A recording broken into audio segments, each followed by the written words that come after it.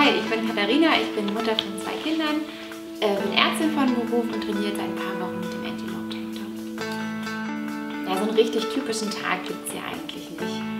Das kann wahrscheinlich jede Mutter von 2 Kindern auch so unterschreiben. Natürlich haben wir gewisse Routinen, gewisse Termine, die wir einhalten müssen, aber irgendwas kommt dann doch immer dazwischen. Dadurch, dass mein Mann und ich auch beide berufstätig sind, bleibt leider relativ wenig Zeit für Hobbys, insbesondere Sport. Haben wir jetzt auch in den letzten Jahren, seit die Kinder da sind, deutlich weniger gemacht.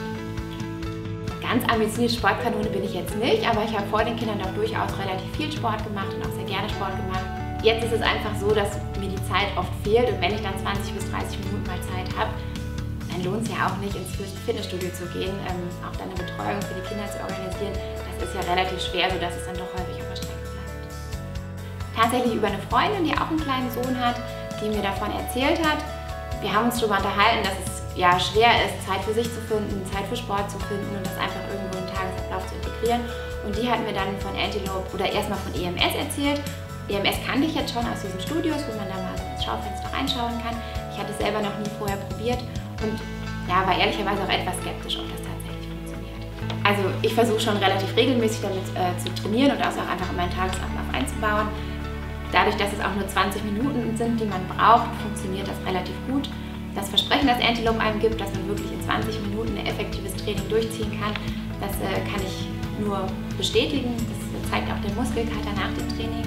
Ja, auch die gewisse Skepsis, die ich hatte, meine Bedenken, wie sich das anfühlt, ob das tatsächlich was für mich ist, haben sich wirklich in Luft aufgelöst. Ich merke, dass es effektiv ist, dass es was bringt und ich kann wirklich jedem nur empfehlen, das mal auszuprobieren. Hauptsächlich trainiere ich mit dem Antelope Trainingsplan, da sind spezielle Übungen drin, die wirklich auch auf das Tanktop abgestimmt sind, wo man keine weiteren großen Hilfsmittel braucht, die man einfach im Wohnzimmer auf dem Boden machen kann, wo ich auch die Jungs eben einfach neben mir haben kann. Manchmal gehe ich auch joggen mit dem Tanktop. Das ist ja eigentlich das Schöne daran, dass man total flexibel ist. Also es ist erstmal etwas ungewohnt, es ist so ein angenehmes Kribbeln. Es ist nicht schmerzhaft, man merkt schon, also man merkt auch wirklich, dass die Muskeln irgendwie nochmal einen Tacken effektiver arbeiten, hat man das Gefühl. Und der Muskelkater ist auch tatsächlich deutlicher, als wenn man die Übung jetzt einfach ohne das Top machen würde. Und man hat irgendwie das Gefühl, dass es einfach noch effektiver ist.